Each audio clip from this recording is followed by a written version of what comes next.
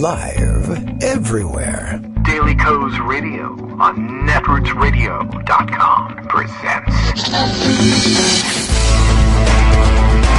David Walton. Kagro in the Morning Show.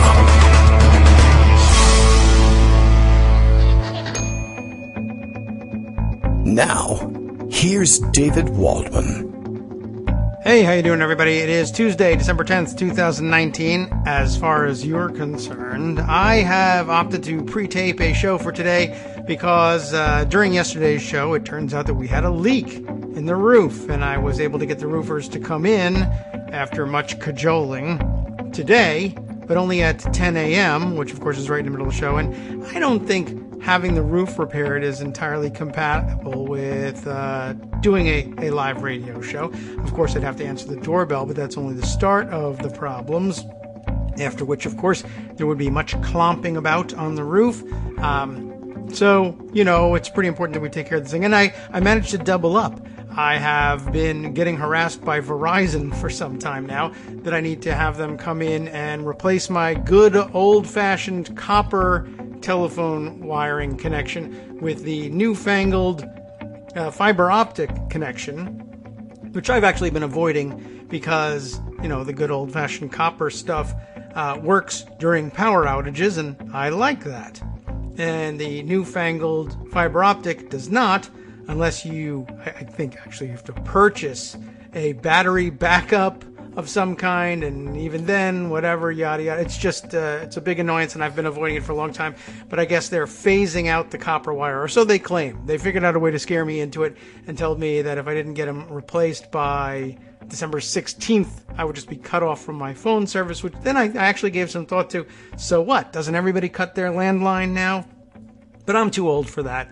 And so we'll continue to pay for a landline until we get our new bill. And then I say, what the hell's going on here? And we cancel the whole thing. And maybe I'm locked into a contract. I don't know. But I thought I could get them both to come at the same time and lose only one show opportunity. And we're not even losing it if we actually pick up the microphone and try and record something for you to replace our live presence. It would have been a hell of a day to do this in the morning. But, you know, yesterday was a hell of a day, and the evening's news was plenty, probably, to fill up an entire show. And, of course, we have lots we didn't even get to yesterday. As a matter of fact, as we left the show yesterday, I was reading the Daily Beast's piece about all the lunatics that Rudy Giuliani had been meeting with in Kyiv.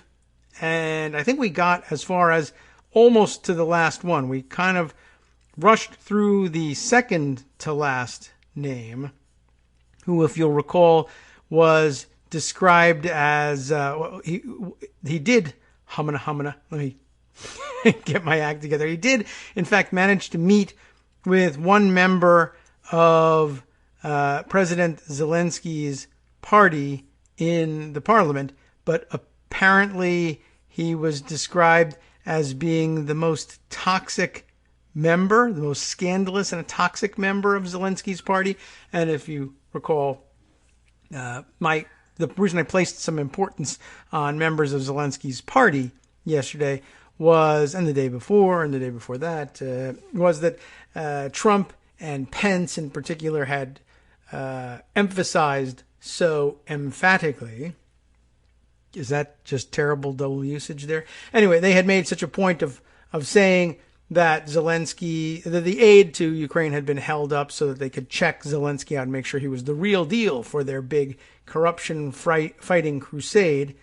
And then when Rudy Giuliani showed up in Ukraine, he wasn't meeting with any members of that party, and that seemed really odd. Well, as it turns out, they did find one. The worst one they could get their hands on, I guess, the worst one that exists. Again, Dubinsky, the last name of this guy here. Let me just scroll back here for a second to make sure, see if I can find his first name. Up here at the top. Alexander Dubinsky, spelled with an O. Alexander Dubinsky, member of parliament and a member of the ruling, as they say, servant of the people party. That's Zelensky's brand new anti-corruption party. Though I guess the anti-corruption aspect of it isn't working all that well for Alexander Dubinsky, but perhaps he'll pick up his efforts in the near future. Anyway, Dubinsky is described in this piece as the most scandalous and toxic member of Zelensky's party, a former journalist, and that's not a knock on journalists, but it happens to be true, with dubious wealth. Now that's a knock, because the wealth is dubious. Nothing will stop him, it says here, from getting involved in shadowy, corrupt deals. Gumenyuk told the Daily Beast, so one of the anti-corruption crusaders there, who, we're picking up in mid-article here. And I can't remember offhand exactly who it was we were talking about, but I like the description nonetheless. Still, I feel compelled now to scroll back and find out. It's Natalia Gumenyuk, co-founder of Hromadski TV. Remember that? We made those references yesterday. Just wanted to get that straight. So where were we? Okay. The Ukrainian media group Bihus.info, remember, had published investigative reports into Dubinsky's alleged ill-gotten gains. It won't do you any good unless you can read Ukrainian, though. A source connected to the presidential administration, Zelensky's, I guess, told the Daily Beast that on Thursday, President Zelensky's aide, I guess that's last Thursday, and close friend Andriy Yermak, this was the one who I think we heard two pronunciations for his name, Yermak and Yermak, met with Giuliani last week, and their conversation was discussed at the presidential administration on Friday morning. That's kind of an odd construction, but maybe that's what they call it over there, like a cabinet meeting. That was not the first time that Giuliani was pushing Yermak to conduct the Trump-desired investigations, as testimony before the impeachment hearings established previously. The Daily Beast asked Yermak to comment on his latest conversation with Trump's lawyer, but did not receive any response.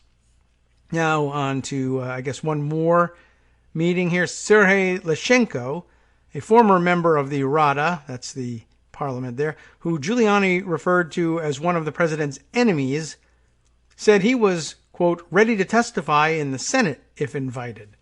I guess they didn't meet. It is clear from public communications that they, Giuliani's partners in Ukraine, play into the Russian narrative to shift responsibility for interference in the U.S. election from the Kremlin to Ukraine. One more character, here we are, in Giuliani's TV team made many Ukrainians' jaws drop. That is, Ukrainians' and their jaws, which were dropping. This is former parliamentarian Andrei Artemenko. Ukraine, the country, stripped Artemenko of his citizenship in 2017 and officially expelled him from the state Rada for proposing to rent Crimea to Russia. Moscow, of course, seized and annexed the strategic peninsula in 2014, and Ukraine wants it back. On Tuesday, again, I guess last week, an OAN press release showed that Artemenko will appear in the first episode of Giuliani's series. They're going to lead with him. Artemenko previously has told the Daily Beast that he played, quote, the key role, unquote, in helping Trump's investigations. Artemenko was actually helping Giuliani a lot to organize all the meetings in Kyiv. Bereza told the Daily Beast. Well, he wants to lease or rent Crimea to Russia. I guess it's no surprise that he might turn up as Giuliani's favorite. Independent observers here, that is in Ukraine, say they hope that Zelensky will not bend under pressure from Trump or his lawyer. Giuliani and his company wanted Zelensky to interfere in the upcoming U.S. presidential elections. Well, that according to Ukraine's leading corruption fighter, Daria Kalenyuk. It didn't work out well. So, well, that's good news. We're glad it didn't work out well. I just want to conclude that Daily Beast piece and make it available to you. There's so much more going on. I don't even know what direction to head in next. But let's see. I did, there were a lot of things happening. I'm going to turn next, just because it's available, to Jen Hayden, Scout Finch, and her write-up of the story that broke yesterday that I guess was probably the biggest surprise of the day, the week, the year, the month, what have you. I've gone backwards there, haven't I, to month. Where's my original source on this one? Yes, ABC News is my original source. Julia McFarlane and her reporting. Is that, I'm just curious about who is Jen citing here. And okay, she at least makes mention of the ABC report. Let me just, I'll go with the Daily Kos right up here. Did you happen to catch this one? Department of Justice report adds new detail. Yeah, remember that there was all sorts of reports being released yesterday. And I guess before I even get into it, the Department of Justice report is the Inspector General's report, and there's a million layers to this story, obviously. I guess top layer here is that the Inspector General was tasked with looking into Department of Justice and FBI behavior and procedures in the initiation of the Trump-Russia investigation. This is the investigation that grew out of Trump's complaints, his fantasizing that a corrupt deep state plot had been at the heart of what prompted the FBI and DOJ to open an investigation into his activities and Russia's activities in the first place, and which led, of course, to the appointment of Robert Mueller and the production of his report.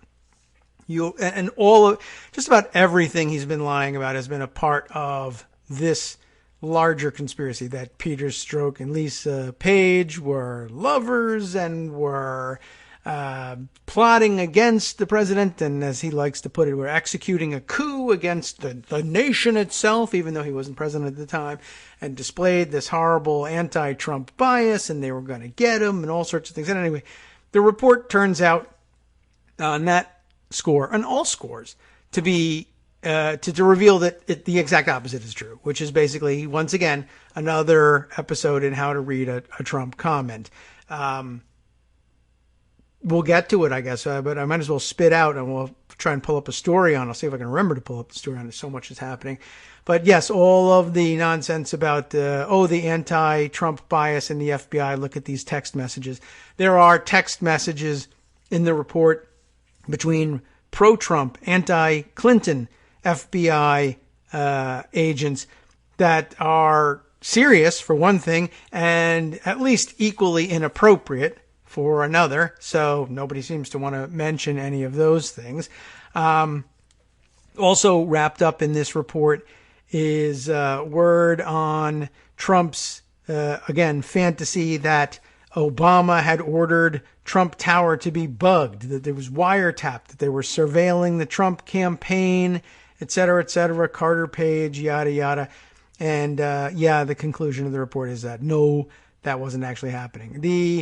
The Washington Post report on it says that there were, in fact, some irregularities in how the various warrants and FISA warrants were pursued, but nothing that would, nothing that would lead to any charges. Basically, nobody's in trouble for any of this stuff. And all of the things that Trump, all the nefarious plots that he alleged had been implemented against him, in fact, never took place. To borrow the phrasing from one of my go-to movies and all this, from the hearing scene in Contact.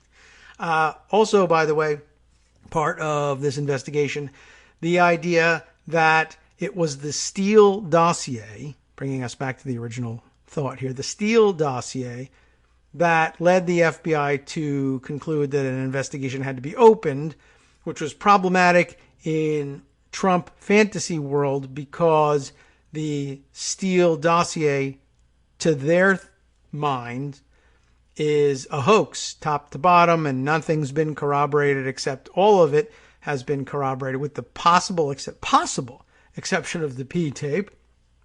But of course they claim the exact opposite. Now that brings us all the way full around back to what Jen Hayden was writing about. The Department of Justice report adds a new detail. The dossier author, Christopher Steele, former MI6 agent, and Ivanka Trump have known each other for years. Wow. Well, at first, by the way, when the first report was first breaking, they were unable, or they didn't, for whatever reason, name the member of the Trump family with whom Christopher Steele was said to have had some sort of friendly relationship. And people were guessing, is it Ivanka? Is it Don Jr.? Who is it that knew Christopher Steele? I figured it was Barron, but you're not allowed to say Barron's name anymore, so I didn't really pitch that story. Anyway, no, it turned out that it was Ivanka, to almost no one's surprise, but what a strange story. So Jen has it this way. For 3 years now, Donald Trump and his Republican enablers have attempted to smear the former British intelligence agent Christopher Steele after he compiled the report known as the Steele dossier on the many contacts between Trump campaign officials and Russians looking to interfere in American elections. At the heart of this dossier is the notion that Vladimir Putin and the Russian government have compromising information on Donald Trump, information that could be used to blackmail him. Although he may be blackmail-proof at this point. I don't know.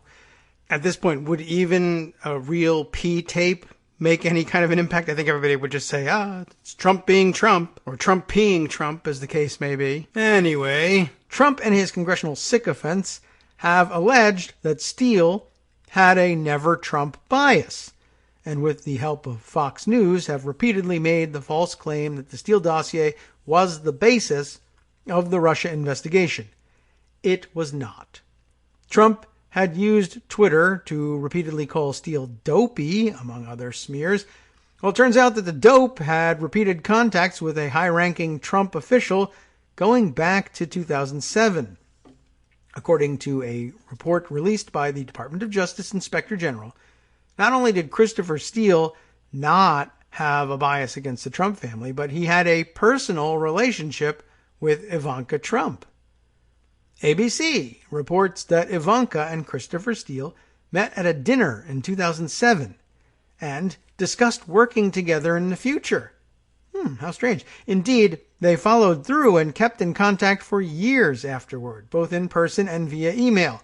According to ABC, and here an excerpt is taken, Ivanka Trump worked as an executive vice president at the Trump Organization, managing a range of foreign real estate projects, including in parts of the world where Steele's firm, Orbis Business Intelligence, touted expertise. By the way, do we all know where that is? Wink, wink, wink. That's Russia and the former Soviet republics. Why in the world would she need an expert in how to navigate business in the world of the former Soviet republics?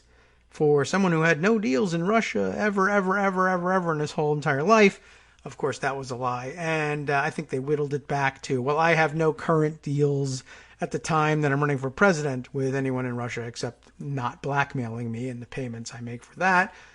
But at the time they were pretty active in trying to corral a lot of Russian business. And of course, there was the admission about some disproportionate cross-section of our assets come from out of Russia. One of the boys said, right? Not Barron. Anyway, she and Steele discussed services Orbis could offer to the Trump Organization regarding its planned expansion into foreign markets, according to two sources familiar with the meetings. While Steele is a Russia expert, Orbis had a broad portfolio. ABC warns us. No formal arrangement followed, but wink, wink, nudge, nudge, it was Russia that they were interested in. So, back to Jen's writing here. So Ivanka wanted to stay in contact with a British intelligence agent who is a Russia expert because they were looking to expand into foreign markets. And even though they never ended up sealing a deal after Steele left public service, one has to think a Russia expert would be quite handy if one were looking to build a hotel and residential tower in Moscow, no? At the end of the day, this is one more Republican talking point completely obliterated. Not only did Steele not have an anti-Trump bias, but he had every reason to stay in favor with the Trumps because he might have had a lucrative deal with them if Trump Tower Moscow had moved forward. What an interesting little tidbit that is. I don't know if ABC's own report adds anything that Jen brushed past for whatever reason, but I will include a link to that as well, just so that you have the original source to look through on your own.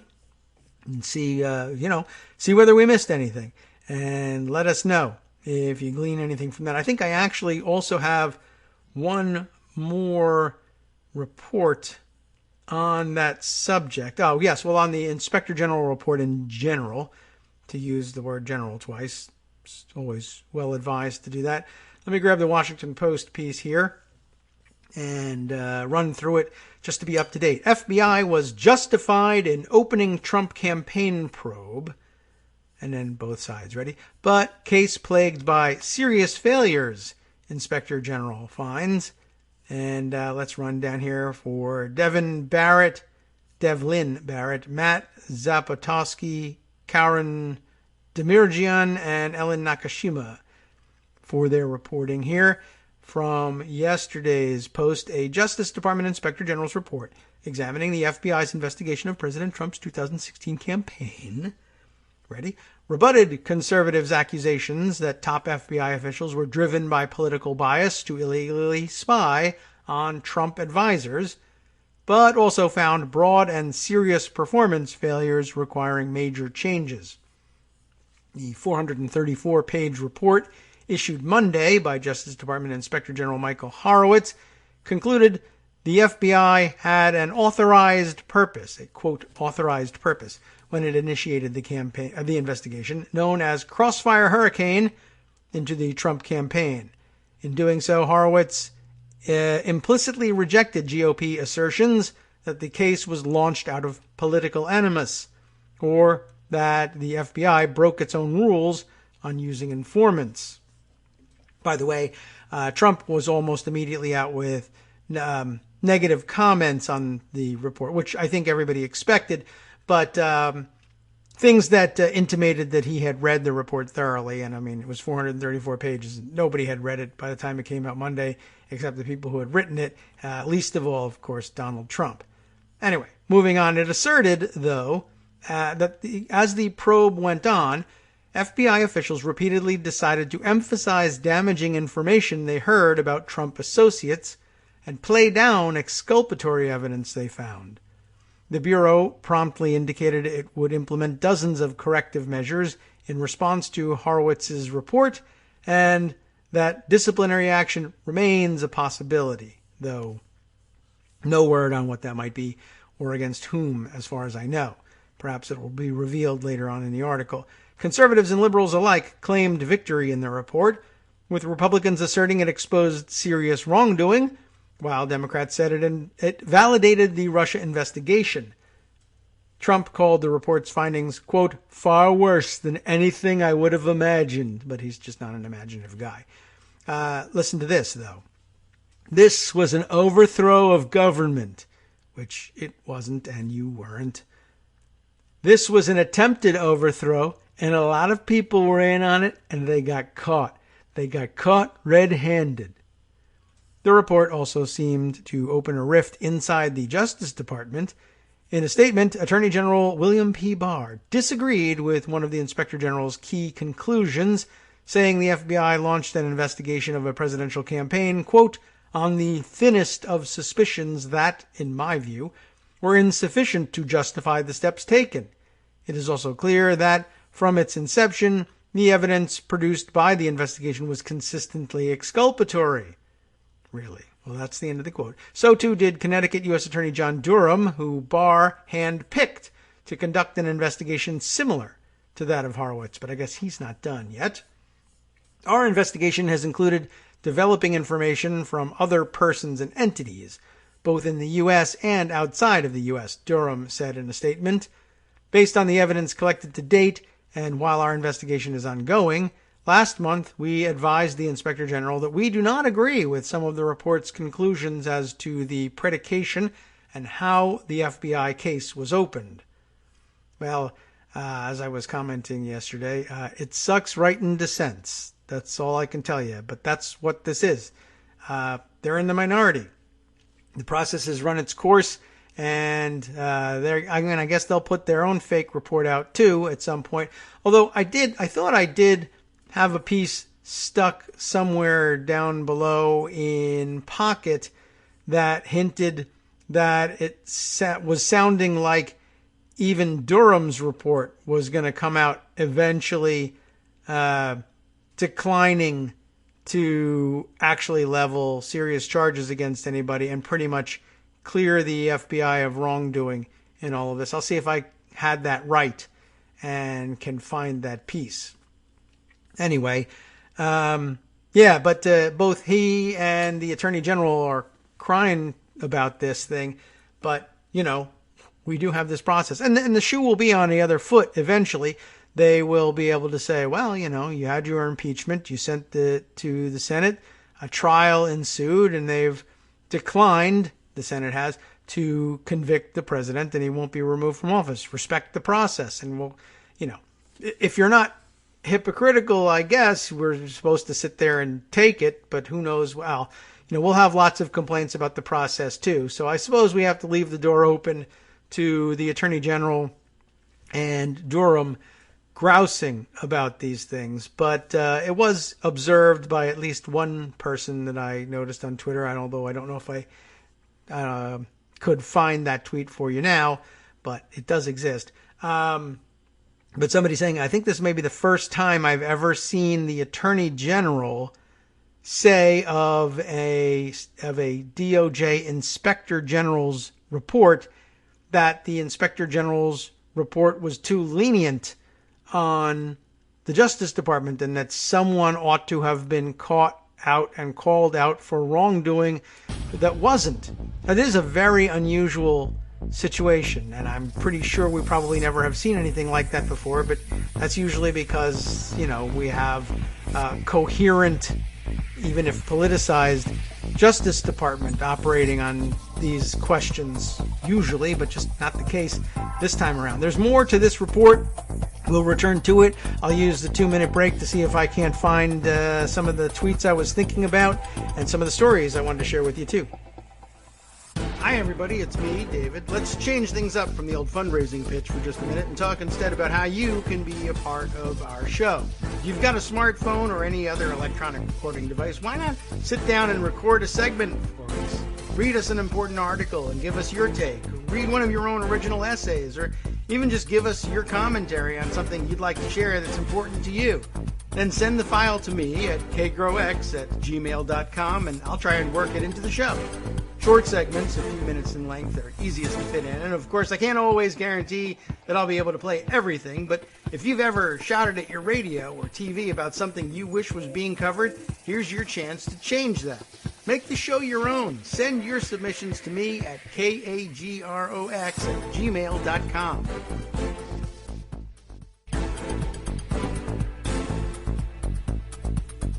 Welcome back now to the Kagro in the Morning Show here on Netroots Radio.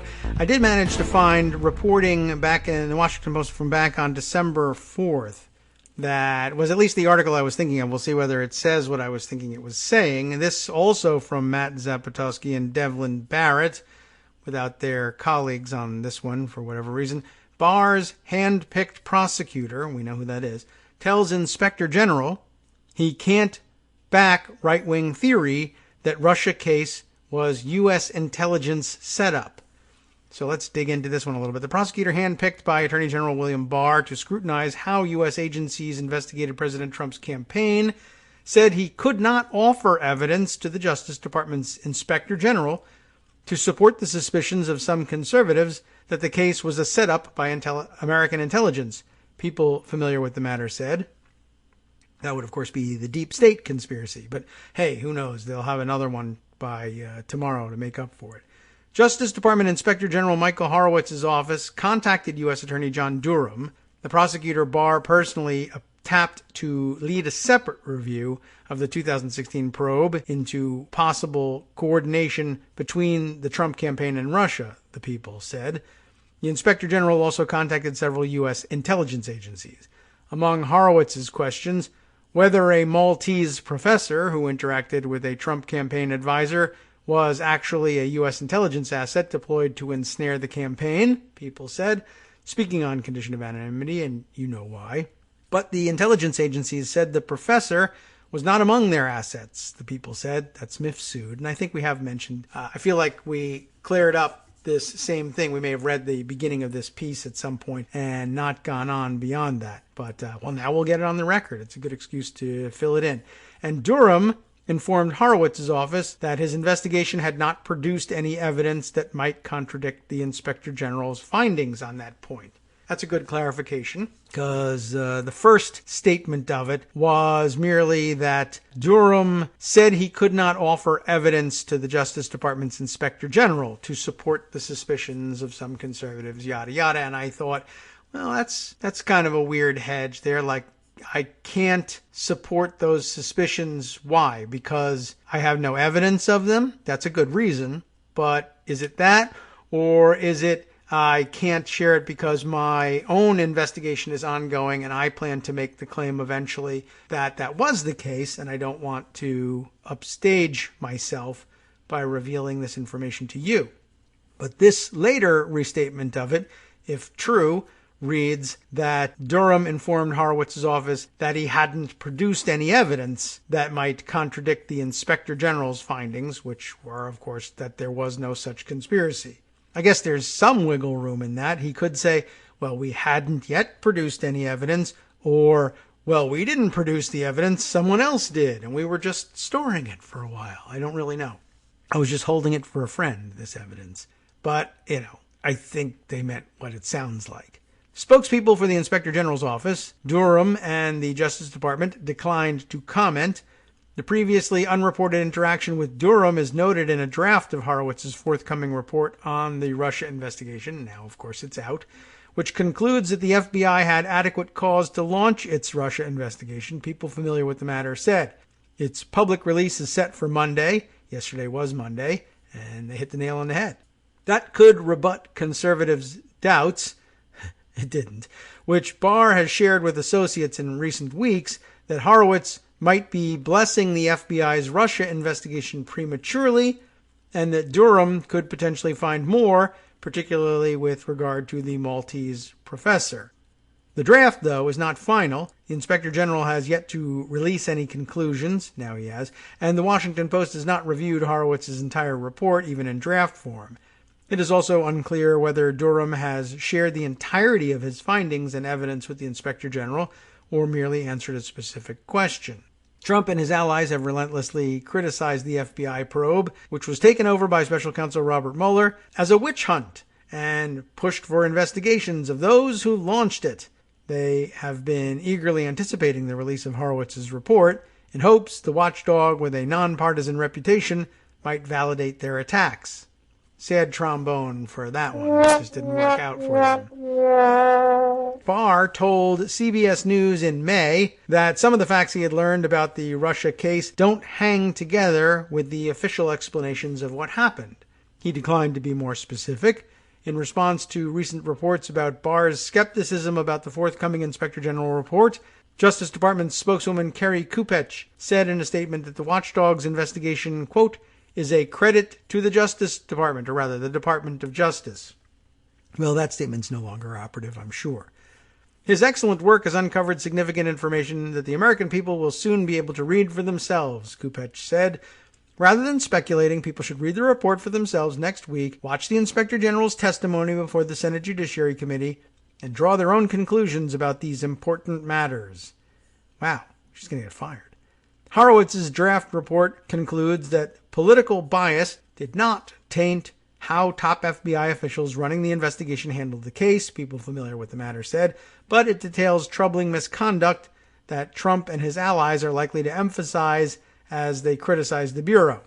In particular, Horowitz's team found omissions in the FBI's applications to renew warrants from the Foreign Intelligence Surveillance Court to monitor former Trump campaign advisor Carter Page. The applications relied, at least in part, on information provided by Christopher Steele, the former British intelligence officer who was hired to investigate Trump by an opposition research firm working for Hillary Clinton's presidential campaign, and before that, they don't bother mentioning, but before that, by another rival Republican campaign. And it does seem to contradict what we found out in the later articles about the relationship of Steele to all of this, although all it says here is The applications, the FISA applications, relied at least in part on information from Christopher Steele, but the initiation of the case is what was alleged to have been prompted by information provided by Steele, and that, the Inspector General's report, we now know, concluded was not the case. Relying on a network of sources and subsources, Steele claimed he had information on connections between the Trump campaign and the Russian government. He passed that information to the FBI. When FBI agents interviewed one of Steele's subsources, they found Steele's information, which he had said was raw intelligence in need of further investigation, was not entirely reliable, people familiar with the matter said, and Horowitz determined in the draft of his report that the FBI failed to convey as much in some of the later applications to surveil Page. Those omissions, while significant, were apparently not so egregious as to convince Horowitz to conclude that the renewal application should have been rejected. It would be unusual for the Inspector General to sit in judgment over the Foreign Intelligence Surveillance Court's determinations, because his job is to review how the information was gathered and presented to the court, not whether the FISA court should have approved or rejected specific applications. Horowitz also found that a low-level FBI lawyer, Kevin Kleinsmith, doctored an email that was used as part of the warrant application process, potentially significant misconduct, that Durham is now exploring as a possible crime, people familiar with the matter said. Kleinsmith, who has not responded to inquiries about the Inspector General's findings, is a familiar name to Republicans critical of the FBI. In a previous report on the FBI's investigation into Clinton's use of a private email server, Horowitz found that the lawyer sent messages suggesting a dislike of Trump, including one saying, "Viva la resistance," les resistance. When questioned by the Inspector General about such messages, Kleinsmith said many of them were jokes. Everybody's funny in this administration. And he did not let his political views affect his work. The draft of Horowitz's report criticizes as careless another low-level FBI agent who had some involvement in the Russia probe, the people said, though the exact reasons for that remain unclear. Maybe as people digest the report by Wednesday, we'll have a better clue as to what that was about. Horowitz's report addresses in detail the cause, referred to in law enforcement circles as predication, for opening the Russia investigation. The Bureau did so after the Australian government passed to the United States a tip that George Papadopoulos, you know who he is, had boasted about Russia having political dirt on Clinton. The boasts came before it was publicly known that the Kremlin had hacked Democratic emails and stolen information that might be damaging to Clinton's campaign. Papadopoulos had been told of the possible dirt by Joseph Mifsud, that Maltese professor. The U.S. officials have long said that they were duty-bound to follow up on what seemed to be an alarming tip. The standard for opening an investigation is low. FBI officials need only an articulable factual basis to believe there has been a possible crime or criminal activity or a threat to national security. U.S. officials suspect that Mifsud has ties to Russian intelligence. Interesting, because, of course, the Trump accusation was that he had ties to American intelligence, and guess what? He didn't. Papadopoulos, in fact, not only didn't he, but the opposite was true. It does sound familiar, doesn't it? Papadopoulos, who pleaded guilty to lying to the FBI about his interactions with Mifsud, has alleged, though, that he believes Mifsud is some type of Western intelligence asset, and that he was set up. People familiar with the matter said Horowitz queried U.S. intelligence agencies to determine whether there was any truth to that claim and found no evidence Mifsud was a U.S. asset. He also reached out to Durham to see whether the prosecutor had found anything that might contradict that assessment, and Durham said he had no such evidence, people familiar with the matter said. Barr has seemed in recent months to take a keen interest in Mifsud, a shadowy figure who last surfaced 2 years ago for an interview with a reporter in Italy. The Attorney General has had private meetings with foreign intelligence officials to ask for their assistance in the Durham investigation, and he has asked the Italian government in particular about their knowledge of the professor. Italian officials told him they had no involvement in the matter. Everybody says so. I don't know what to tell you. It was not immediately clear whether Horowitz had examined possible ties between Mifsud and other Western governments outside of the United States, though people familiar with the draft of his report said it does not lend credence to Papadopoulos' allegation about the professor. Barr could formally object to any of Horowitz's assertions, though he could not order the independent watchdog to change anything, as the draft of the Inspector General's report is being finalized. In recent weeks, witnesses have given Horowitz input on changes they feel are necessary. The Justice Department typically offers a written response and sometimes objects to the conclusions of its Inspector General, though generally that occurs when the watchdog is alleging misconduct and the department feels it has to defend itself, rather than when the Inspector General plans to clear the department or the FBI of wrongdoing. Barr also could decline to formally weigh in, but publicly air his skepticism later, perhaps in a media interview. And I guess that's actually the end of the piece here, but I just thought I would run back to this here. Barr could formally object to any of Horowitz's assertions, though he could not order the independent watchdog to change anything. What if he does? I don't know. Nothing, basically. So, what do we think about that? We think that maybe he would try ordering him to change a few things and see what happens. I know I picked up along the way a few other weird pieces of information that I think you might find useful that we might even be able to tie to yesterday's show. And let me see if I can't bring those up and get those in just to tie it up in a neat little bundle.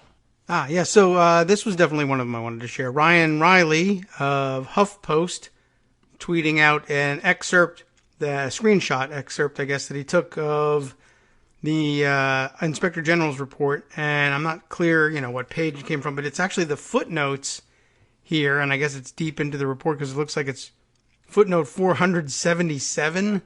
Anyway, he comments here, the DOJ IG also uncovered a number of messages from pro-Trump FBI employees, in addition to issues with the FISA process.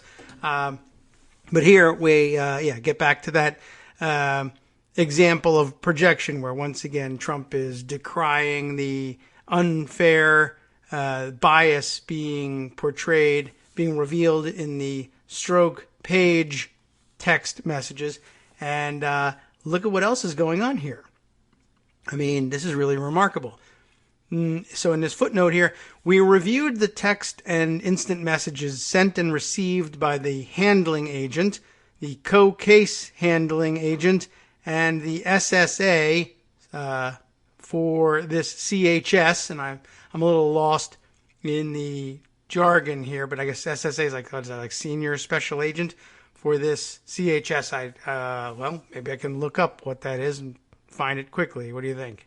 Okay, and here it is right here. It is confidential human source. Human source. I really think they're striving for acronyms here. Okay, confidential human source, CHS. Got it. And by the way, CHS would stand just as well for confidential horse source if you were talking to the famous Mr. Ed. I don't know if that clarifies anything. I'm just curious what other sorts of confidential sources they're talking to who aren't human, but I'll leave that possibility open. It is, after all, the intelligence services. You never know what they're up to. So where were we? Yes. Instant messages and texts sent between the handling agent, the SSA for this confidential human source, which reflect their support for Trump in the 2016 elections. On November 9th, the day after the election, the SSA contacted another FBI employee via an instant messaging program to discuss some recent CHS reporting regarding the Clinton Foundation and offered that, quote, if you hear talk of a special prosecutor, I will volunteer to work on the Clinton Foundation. They're all getting very excited about that possibility. The SSA's November 9th, 2016 instant messages also stated that he was, quote, so elated with the election, unquote, and compared the election coverage to, quote, watching a Super Bowl comeback, unquote. The SSA explained this comment to the OIG by saying that he, quote, fully expected Hillary Clinton to walk away with the election, but as the returns came in, it was just energizing to me to see, because I didn't want a criminal to be in the White House, unquote. So just hang yourself right there with your own bias. All right, and that doesn't warrant any more comment than that. This is the OIG asking this guy to explain his comment, and he finishes it by saying, because I didn't want a criminal in the White House. Well, we got one now. On November 9th, 2016, the handling agent and co-case handling agent for this CHS also discussed the results of the election in an instant message exchange that reads, handling agent, Trump. It's a brilliant comment. He just says, Trump, co-case handling agent says, ha ha ha, S word here, S just got real. Handling agent, yes it did. Co-case handling agent, I saw a lot of scared MFers on, and that's not, I'm not editing it, that's what they wrote, MFers, and we know what they meant, but they did the favor for us of not typing it all out. I saw a lot of scared MFers on, bracketed here, my way to work this morning. Start looking for new jobs, fellas, ha. Handling agent, LOL. So some super professional behavior there, eh? All of that going on in the FBI, not a peep so far.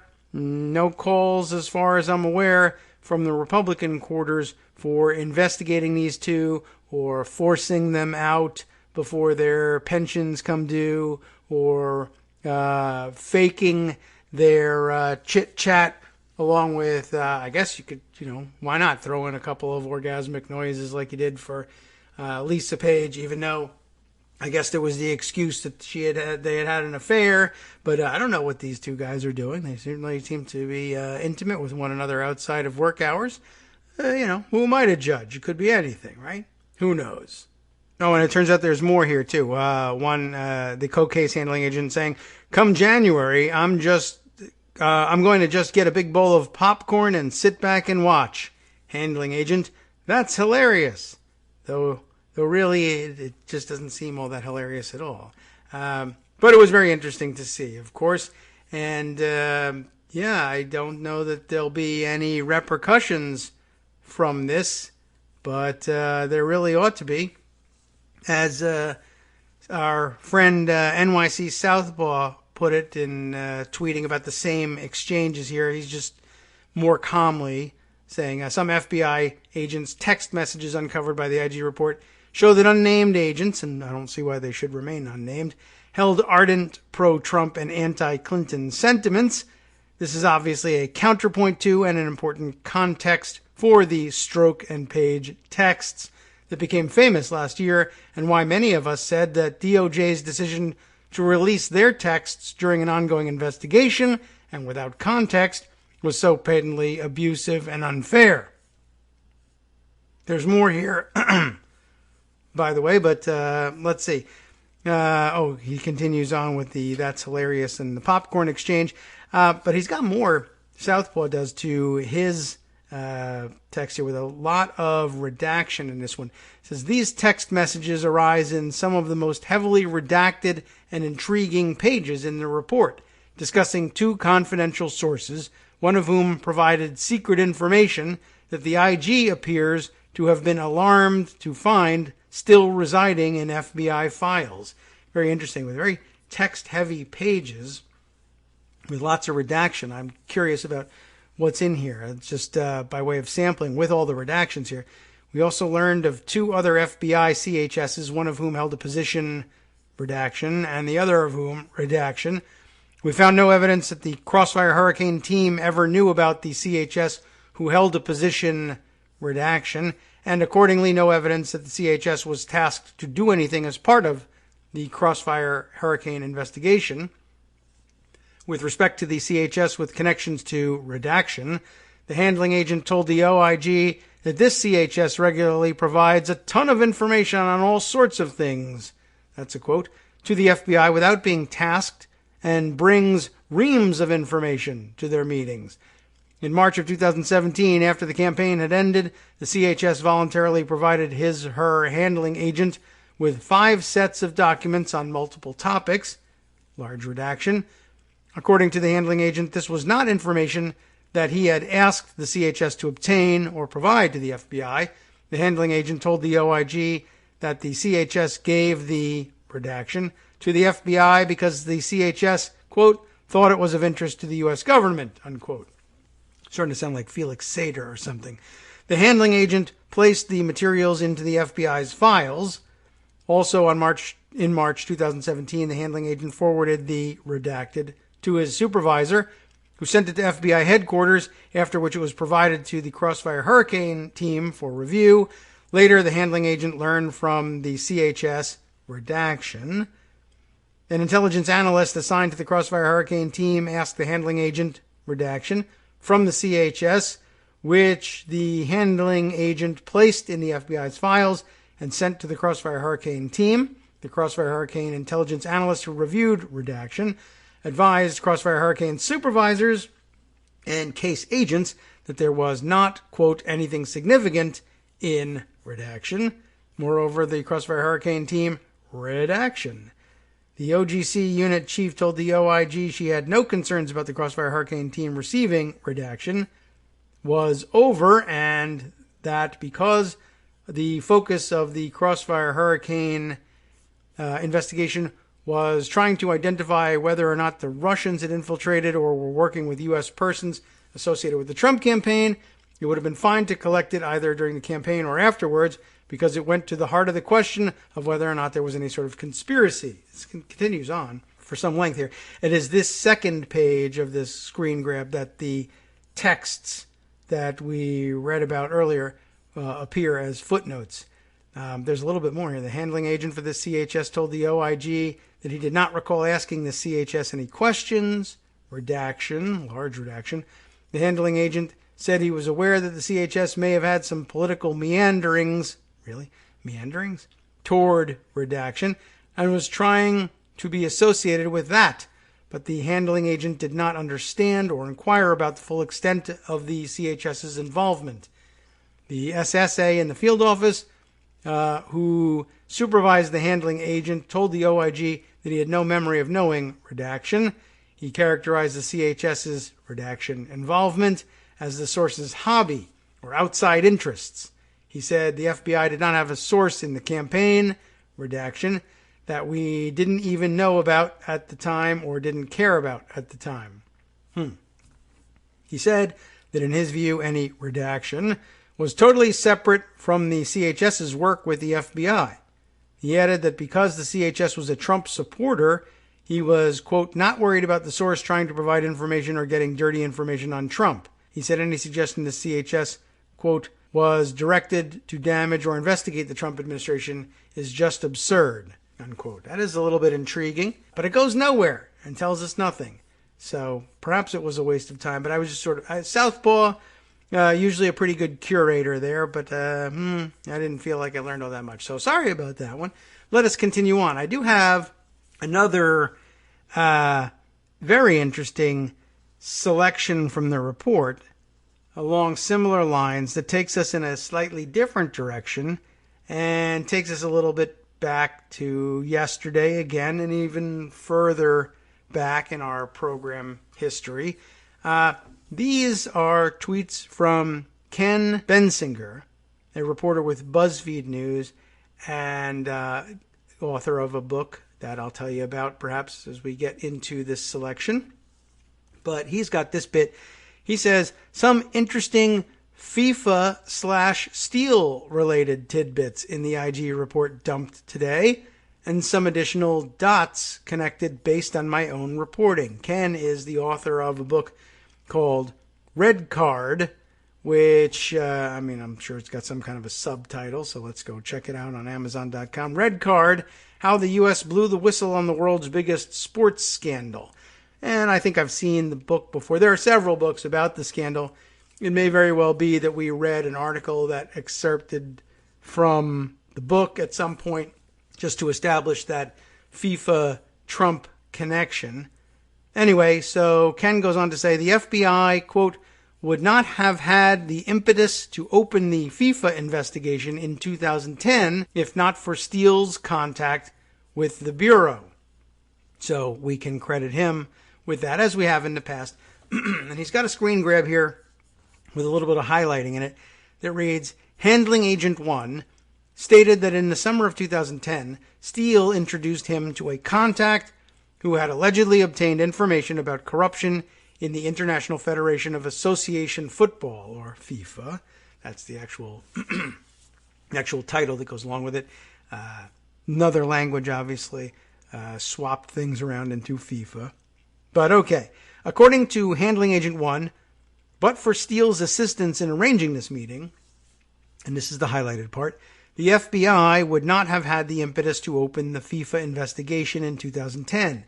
The lead FBI agent assigned to the FIFA matter told us that after Russia won the right to host the 2018 World Cup in September 2012, he approached Handling Agent 1 to request permission to examine possible corruption in the bidding process. According to the agent, Handling Agent 1 recalled this earlier interview with the contact that he met through Steele, retrieved a copy of the FBI FD 302 form, remember the 302s? The 302 form memorializing the interview, and instructed the agent to open a case. So that's where it all began, and that does bring us back, and there's more to the tweet thread we can take a look at. I think you'll find it intriguing.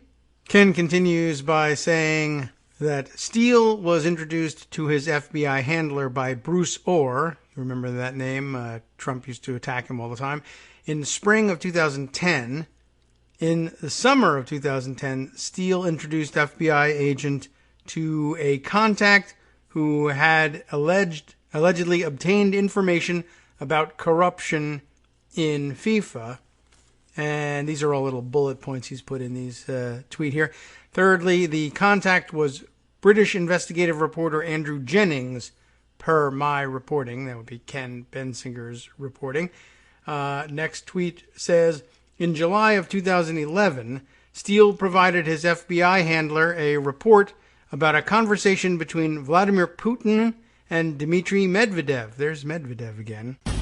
A conversation, again, between Vladimir Putin and Dmitry Medvedev that, quote, acknowledged that a Russian oligarch had bribed the president of FIFA so that Russia could win the right to host the World Cup tournament in 2018. Okay. Another screen capture here, but I don't think we're going to be able to fit it all in, so we will return to that when we come back in just 1 minute.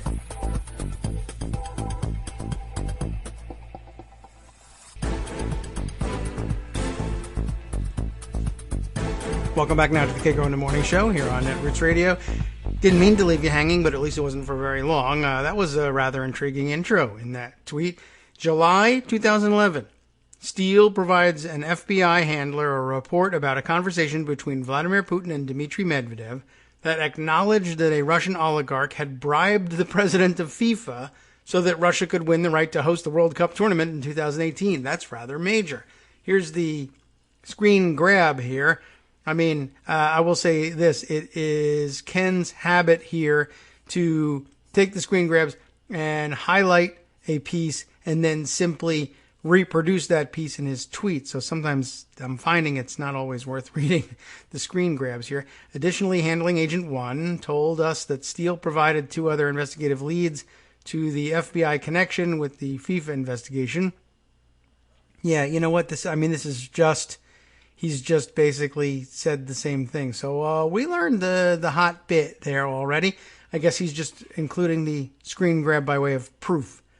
So, Steele later provided the FBI with a June 2015 report quoting a Kremlin official as having admitted that the Kremlin bribed FIFA executives in order to secure rights to host the 2018 World Cup. Neither of those reports / allegations have ever been publicly known before today, which is amazing because Ken, of course, has literally written not the book necessarily, but a book about this. And I've just been reading excerpts of books like this and magazine articles and saying, well, geez, it seems pretty obvious to me that the Kremlin has either on their own behalf or had an oligarch who had bribed FIFA executives in order to win the right to host the 2018 World Cup. And I thought that was like already foregone conclusion. Not foregone conclusion, but a conclusion nonetheless after the fact. And I guess nobody has ever gone there and just said it, or at least not had this confirmation. I mean, how often do you get a confirmation like that, where they just acknowledge to one another that they have done this? But I suppose if you are the government of a country, and a rather large country with a rather large military at that, I guess you can feel somewhat comfortable in making those admissions because you're not subject to anyone else's law, and you're largely protected by from arrest by your diplomatic status when you're traveling abroad. So I guess you just go ahead and do it. But how about that? So neither have been publicly known before today, but I feel like we knew that here on the show. We were just jumping the gun, I guess. So good backup for us. There's more to this tweet storm. In 2012, Ken says, Steele introduced the FBI to 2 British officials with information concerning Russia's alleged efforts to bribe FIFA executives. Per my reporting, and again, this is Ken's, not mine, I just make it up. Per Ken's reporting, we know the FBI met with members of the English WC bid World Cup. Because it also means something else, WC in England, but okay. The FBI met with members of the English World Cup bid early in the FIFA probe and also worked with UK law enforcement. Steele provided no formal testimony in the case, and information he gave the FBI and DOJ was not used to obtain subpoenas or compel testimony from others. Steele continued to provide the FBI information on Russia and Russian oligarchs after his initial conversations related to FIFA. Another assertion that, per my reporting, agents involved in the case continued to investigate potential corruption in Russia's bid, and although the FIFA case eventually accused several dozen FIFA and other soccer officials of corruption, no formal allegations related to Russia ever surfaced. Does that mean no formal allegations related to citing the games in Russia, or no Russians were ever faced with formal allegations? Not sure. In 2013, he continues, Steele's handling agent wanted to compensate the former British spy for, quote, his fruitful lead in the FIFA investigation. And then another bullet point here where Ken says, should have said this earlier, but the handling agent was Michael Gaeta, Gaeta, not certain if I'm pronouncing that right, who in 2014 was transferred from the New York field office to Rome. And I'm not certain whether there's meant to be significance in his noting that he was transferred to Rome, except that it raises an eyebrow because we know that, as we were discussing earlier, that Attorney General Barr, allegedly Attorney General, flew to Rome to interview and speak with Italian officials to try to pry out information that would prove that Joseph Mifsud was an Italian intelligence asset of some kind. I don't know whether Michael Gaeta had anything to do with this, but there it is. The next tweet here, Steele was formally made a confidential human source, CHS. We learned that. See, if I just waited, Ken would have answered my questions. In October of 2013. In 2014 and 15, the FBI paid Steele $64,000. And the question is why? That's the $64,000 question. Anyway, by the time Steele was discontinued as a CHS in late 2016, he had been paid a total of $95,000 by the FBI. I imagine that Trump will latch on to that and try to make something of it and cook up something. By the way, I imagine that because Ivanka Trump knew Steele and brought him to Trump Tower and tried to see if he would do work for them, I imagine that if it hasn't already happened, Trump will say that Steele is to be discredited as a source anyway because he's a disgruntled job seeker. And if I were Steele, I would get out in front of this early and say it was the other way around, that Trump was begging me with tears streaming down his eyes, Sir, please work for me. But I said no, I wouldn't do it. I turned him down. That's the way to play that one, if you ask me. All right. Ken continues here and says, that is to say, he covers a lot of this in his book, Red Card, and the facts are substantially confirmed here. Steele turned the FBI on to FIFA in 2010, introduced the FBI to Andrew Jennings. Jennings helped get the ball rolling on the huge case, which was originally about Russia. It might be Jennings's work that we read some years ago on the program. That rings a bell. As I report, Ken says, Jennings played a big role again in 2011 when reports he published gave the IRS the info it needed to get into the case and ultimately flipped the first and arguably most important cooperator, Chuck Blazer. And we definitely remember Chuck Blazer.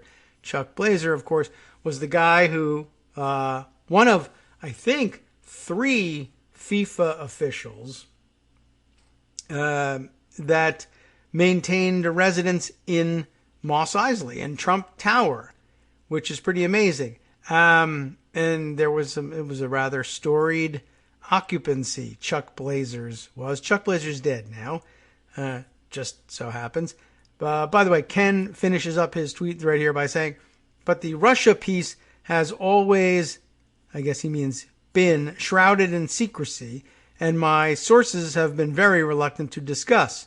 Today's IG report sheds new, important light on what many have suspected. There is info to suggest the Kremlin played a role in gaining the World Cup through corruption. I mean, yeah, we suspected that too, and I am glad that he's arrived at the same conclusion. Let's see. There's a tweet afterwards from Nick Harris.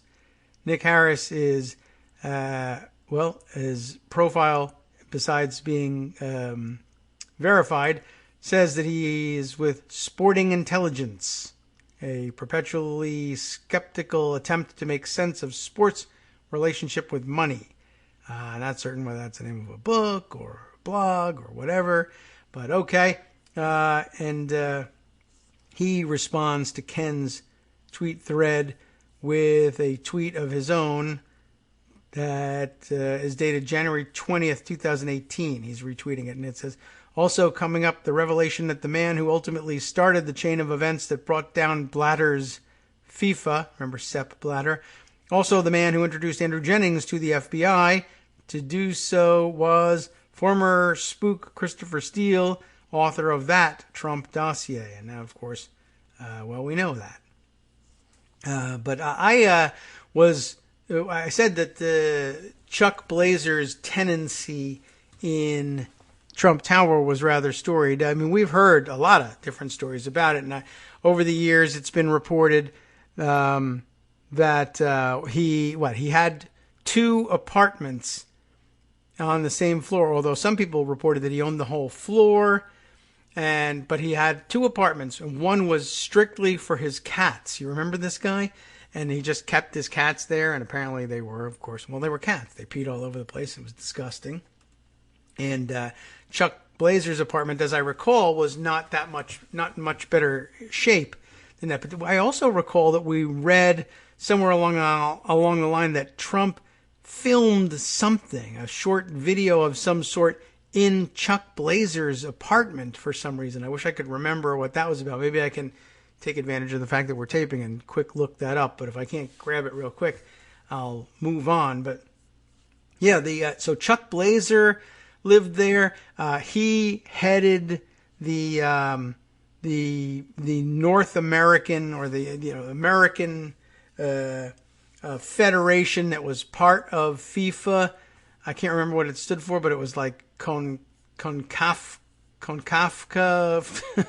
What was it? Oh, here it is. The Central American, the North American, Central American, and Caribbean region.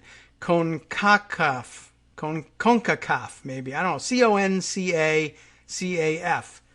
And I mean, he headquartered the office there.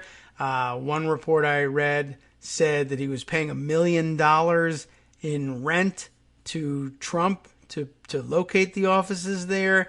All this stuff. Anyway, I tweeted that along with Ken Benzinger's tweet thread.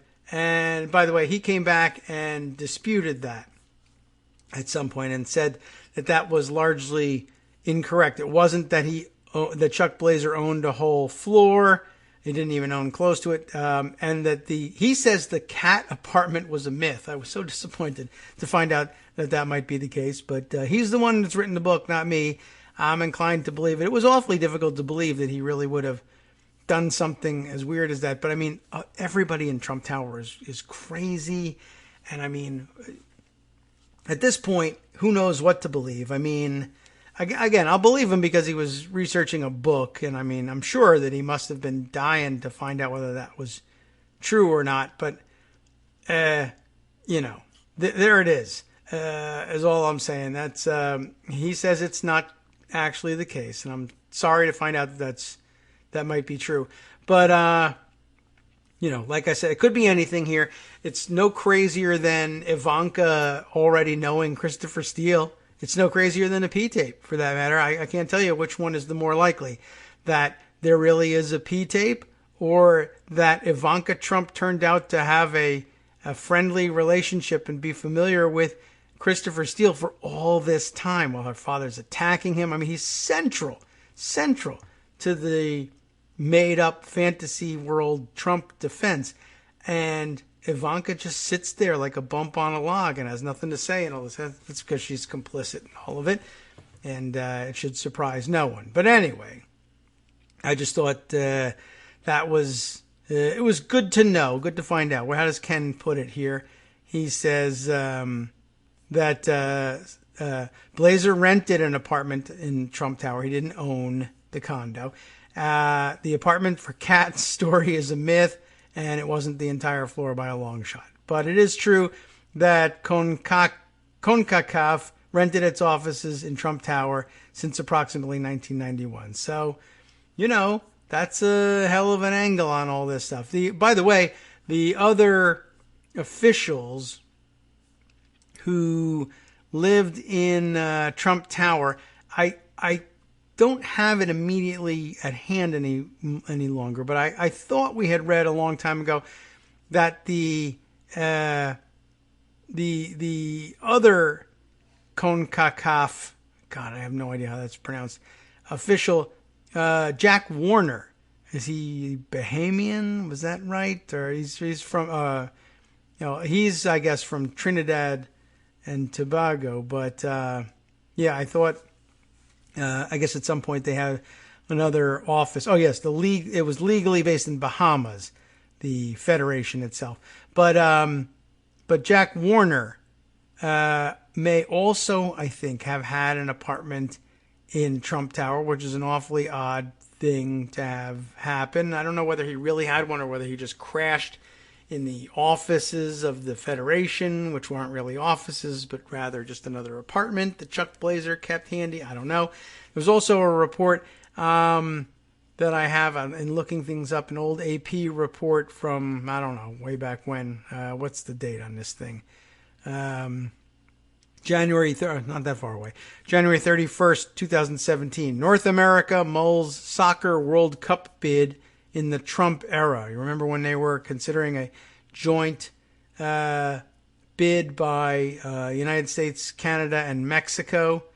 Well, down at the bottom of that article is the note that Trump Tower also housed now disgraced Chuck Blazer, then the most senior American at FIFA during the 2018 to 22 bidding.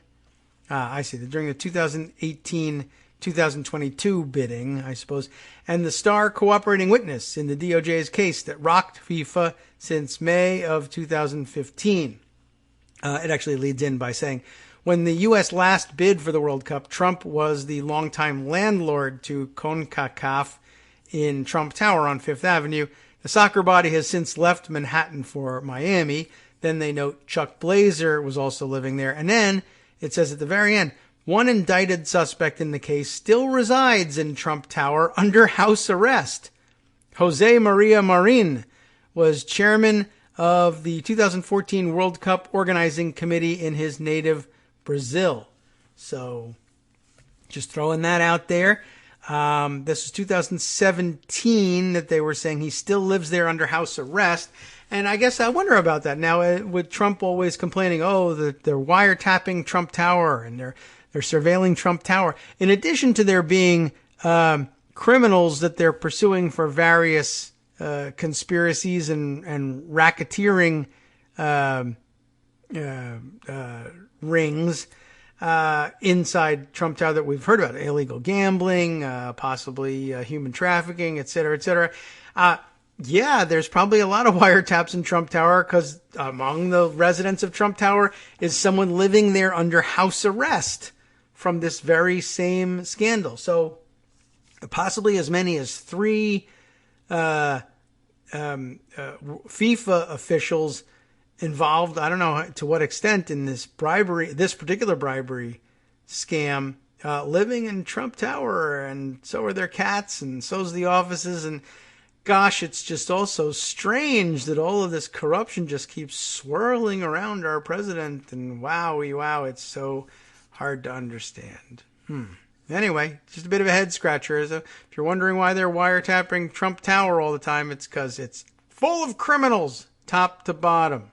By the way, I did find some clarifying explanation. I don't know whether it's any more or less reliable on the Trump Tower situation. Yes, it was reported at some point by a now defunct website called Gossip Extra, and in a piece that I did read at some point on the air. I have it in Pocket, but I can no longer pull it up on the internet. I just get the message from Gossip Extra that the site is now closed and everything's gone, and I can't even find it on the Wayback Machine. But I can read in the Pocket version of the story that there is the claim that Warner, who's accused, it says, by the FBI of taking bribes in the attribution of the extremely lucrative World Cup 2018 to Russia and 2022 to Qatar, lives on the 17th floor of Trump Tower on 5th Avenue in Midtown Manhattan, records show. I'm not certain what the records are, but I did also see in other articles that it's reported that the 17th floor, that is the entire floor situation that was being discussed. And that 17th floor was the CONCACAF offices and is everywhere else referred to as the CONCACAF offices, different from Blazer's apartment and or apartments on a different floor.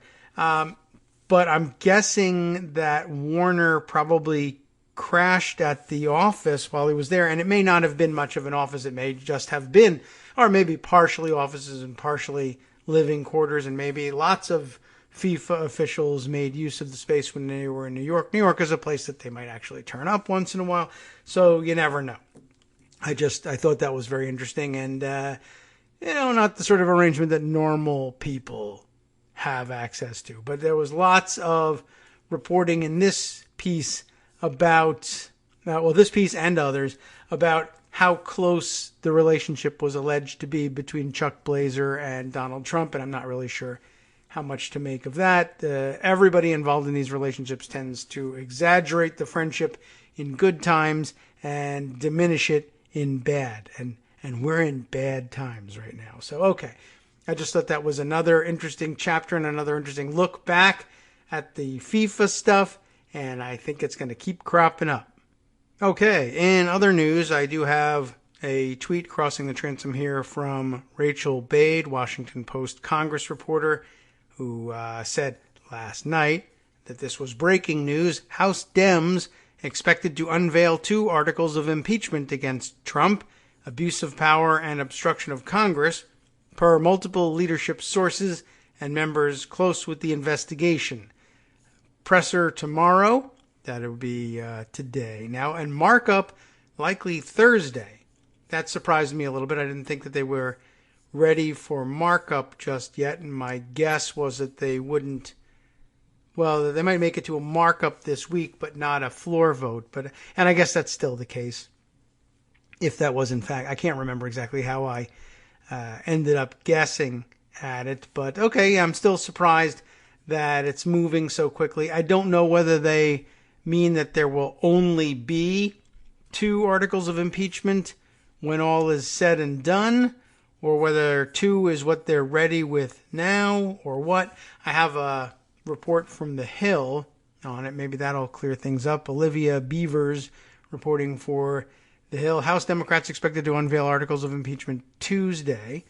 That is now, today. House Democrats are expected to unveil articles of impeachment against President Trump during a Tuesday morning press conference, according to 2 sources familiar with the matter.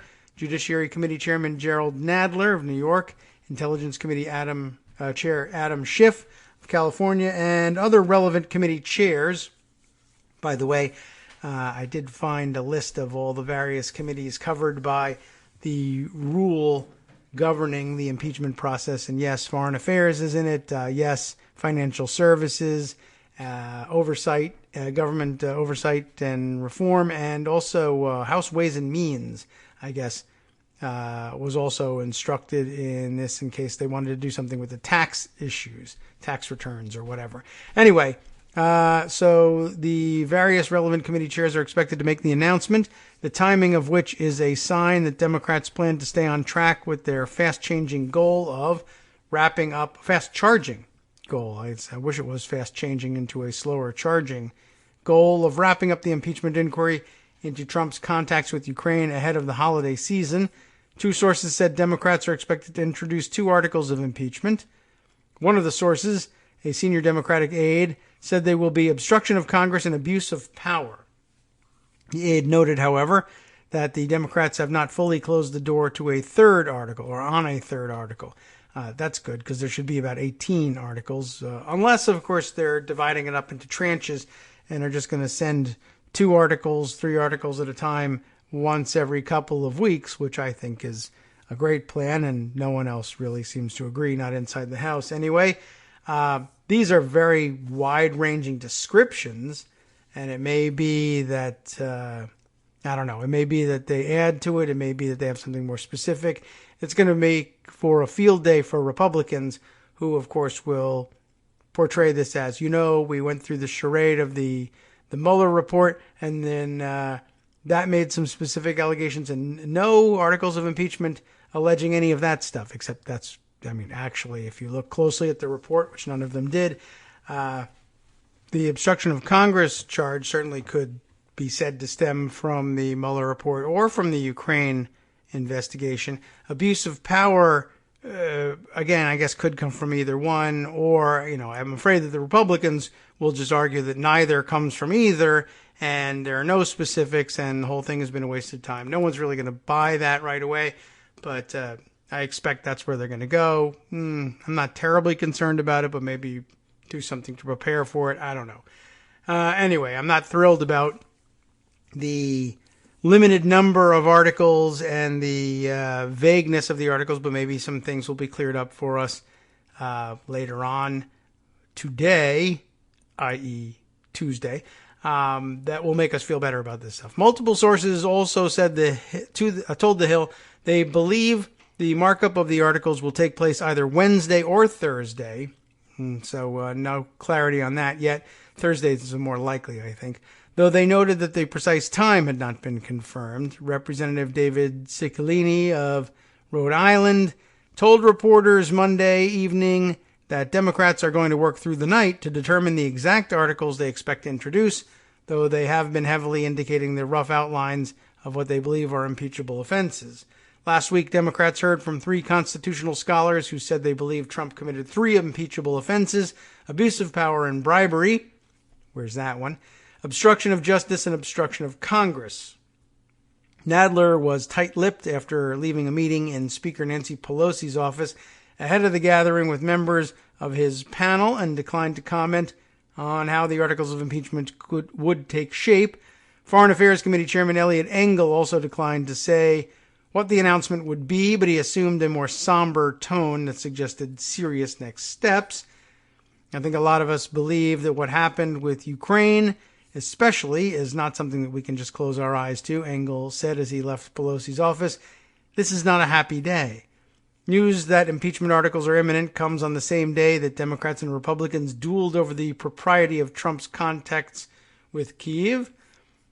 Democrats allege that Trump pressed Ukrainian, probably what's been alleged here. There's no chance that it would be a good use of time to continue on with that one. We'll just wrap it up and say, all right, it's so that's what it looks like. They say markup or announcement Tuesday, markup Wednesday or Thursday, more likely Thursday, I would guess. And then from there, well, we'll see what happens. We'll see. 2 weeks, give or take. We'll see. Very soon, very soon. I'm sure it's sooner than that, of course. Got to take our third and last break. And when we come back, I think I've got some information on some other of the Ukrainian oligarchs we need some updating with. We'll be right back. Hi, it's me, David Waldman, your host for Kagro in the Morning, and I've learned that I either need to update these announcements more often or stop saying that the announcements are brand new. What's not new is that this message, too, is a call for your support in keeping the Kagro in the Morning show on the air. My thanks go out to all of you who do support the show through your donations. The stats say that Kagro in the Morning fans download our program about 2,000 times each weekday. But our donors make up only about 8% of our daily listeners. Patreon.com, Patreon.com, makes it simple to make easy, secure, recurring monthly contributions to support our show. Patreon.com/KagroX gets you straight to our donation page. If we're helping keep you sane during the Trump era, consider what that's worth. $1 a day? 50 cents? One thin dime? We do about 20 shows a month, so pick a number, do the math, and head to patreon.com/KagroX to let us know. Thanks again, everyone, for all your support.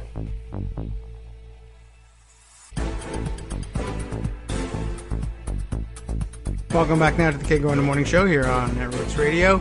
I think an update on the oligarchs might be in order at this point. I have two things I wanted to add to it, and we'll see how far that takes us in toward the end of the show. The first, I think we just need a snippet of this article. It's actually not a current piece. It's from back in early June of this year, but I missed this one, and I'm not certain even at this point. Don't ask me. I couldn't tell you who brought it to my attention on Twitter. It wasn't meant for my attention. I just happened to see it. But this was an interesting thing, a piece of the puzzle I didn't see earlier. An NBC News report, again from June of 2019, title of which is Senator, a senator is saying this, oligarch linked to Kremlin earned millions while fighting extradition to U.S. Well, you know who's fighting extradition to the United States. It's Dmitry Firtash. And it says here that he's been under indictment in Chicago since 2014 and was also involved in a failed business deal with ex-Trump campaign chair Paul Manafort. That's the sub-headline here, and we've known that one too. The more interesting tidbit is down here in the body of the piece. It's Tom Winter is the writer on the piece. A U.S. senator alleges that a Ukrainian oligarch and Paul Manafort associate, that's interesting, he's now a Paul Manafort associate. I think probably oligarchs think of it the other way around. Anyway, who has been linked to Russian organized crime, we have heard that, has made hundreds of millions in illicit profits while fighting extradition to the U.S. It's not a bad situation if you're an indicted oligarch. Who's the senator? It is Senator Roger Wicker of Mississippi, who wrote in an April 2018 letter obtained by NBC News that Dmitry Firtash had served as a, quote, direct agent of the Kremlin, unquote. That is helpful. And was using the money earned from ongoing corruption, a key word here, to delay his extradition to Chicago, where he has been under federal indictment since 2014. Excuse me, by the way, he's fighting extradition to Chicago.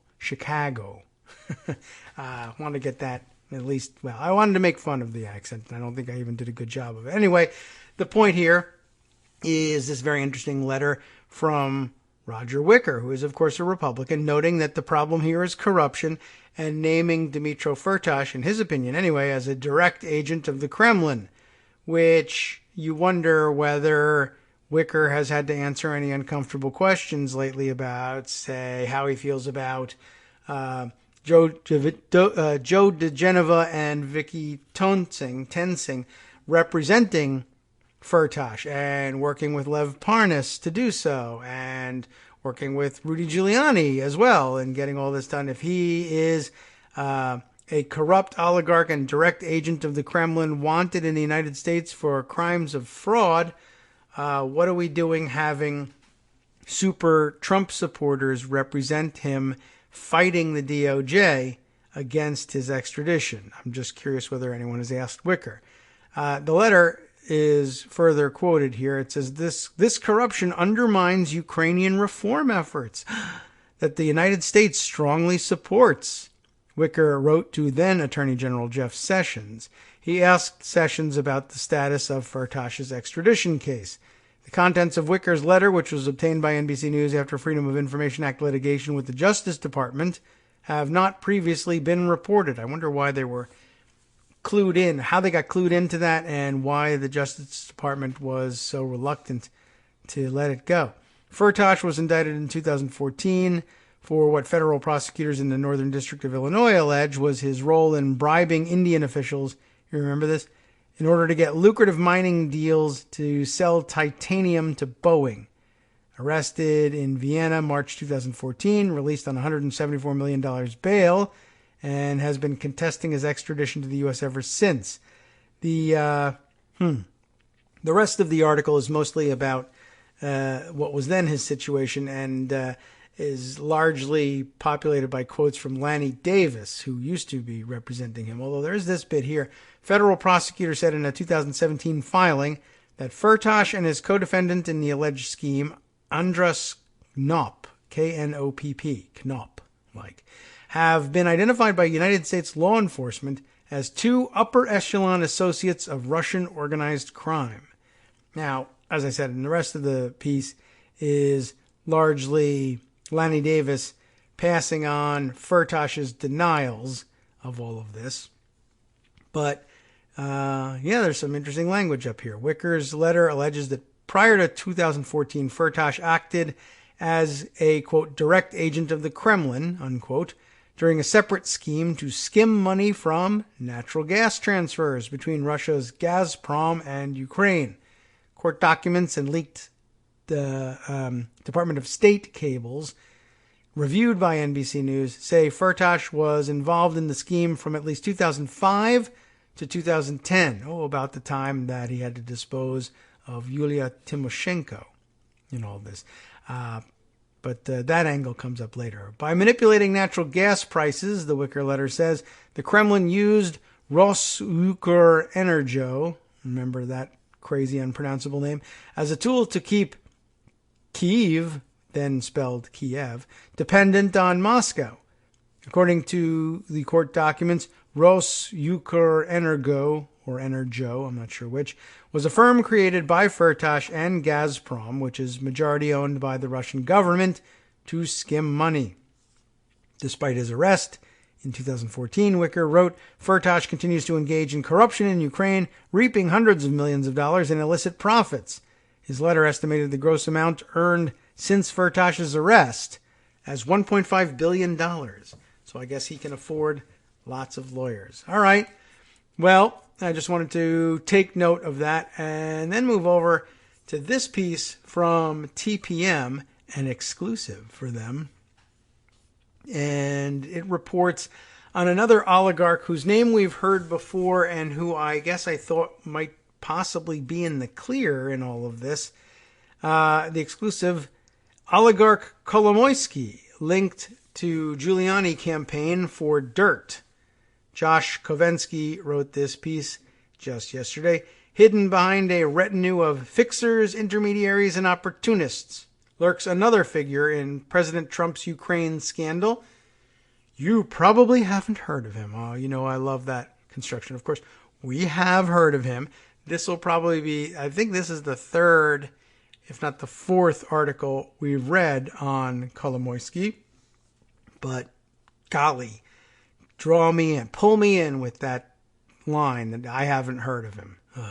You probably haven't heard of him, but his involvement has been rumored for months among Ukrainians in the know and Americans who read English and are in the know. Anyway, still, it wasn't until Rudy Giuliani's trip to Kyiv last week that observers of Ukrainian politics began buzzing about what now seems obvious. There's another billionaire oligarch interested, for his own reasons, in cozying up to President Trump. I am a little worried about this. Like, this is maybe some sort of weird spin. All of the articles that we've read to date, and maybe they're the ones that are wrong, have hinted that, or been actually pretty clear that Kolomoisky was distancing himself and was not interested in participating in this. And I guess it was attributed to his relationship with Zelensky, who, likewise doesn't really want to be involved, perhaps, with Trump, although he's been in the business of flattering him nonetheless. So it's a little difficult to tell what these guys are all up to. So, and also things may have changed. Conditions may have changed on the ground, and he's playing both sides or has changed entirely. Anyway, his name, they finally tell us, is Ihor Kolomoisky. And it's Igor with an H instead of a G, right? But I think it's their equivalent. His name is Igor Kolomoisky, and he was once seen and not still, as the power behind the throne of President Vladimir Zelensky. He has a lot to gain from any favor he can curry with the Trump administration. An FBI probe, what do you know, into his finances threatens to deprive Kolomoisky of his earnings and his freedom. The nature and extent of Kolomoisky's involvement in the pressure campaign remains unclear. There's some indication that he began dishing the kind of bogus political dirt that Giuliani and Trump are seeking as far back as 2018. But in the murky world where Ukraine business and politics overlap, Kolomoisky has largely managed to remain on the periphery of the coverage of the Trump scandal.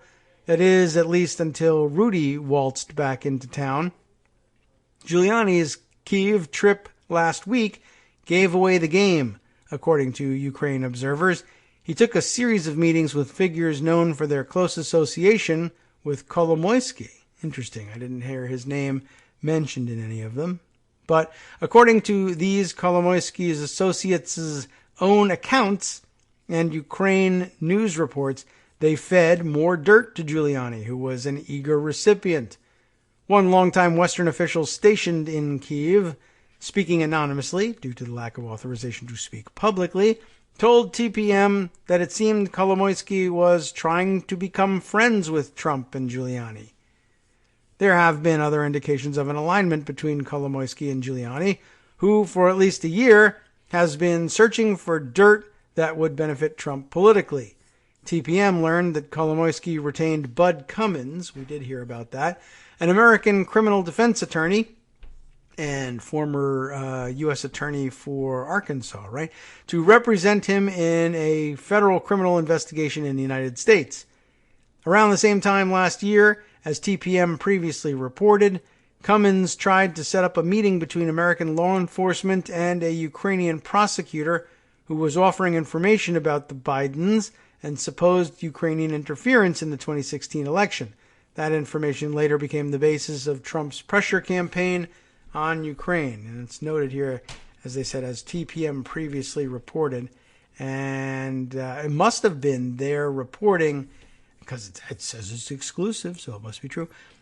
We read about Bud Cummins, I think. And okay, so that was Josh Kovensky also, except last time his focus was Bud Cummins and only sort of tangentially did even mention Kolomoisky.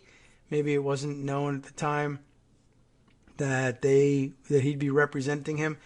I don't know. So I kind of thought, oh, wouldn't that be weird? Because didn't the same writer tell us about Kolomoisky recently, if that was the case, that he was covering the Cummins angle? But I guess he didn't get both in there. All right. Cummins declined to comment for this story and would not confirm that he had represented Kolomoisky.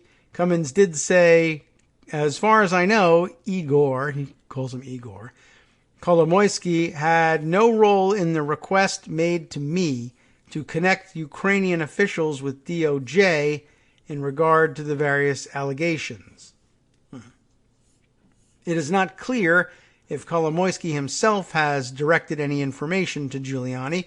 Giuliani's appearance in Kyiv and meetings with associates of the oligarchs, however, confirmed for many in Ukraine that Kolomoisky may be trying to use the former New York mayor for his own interests.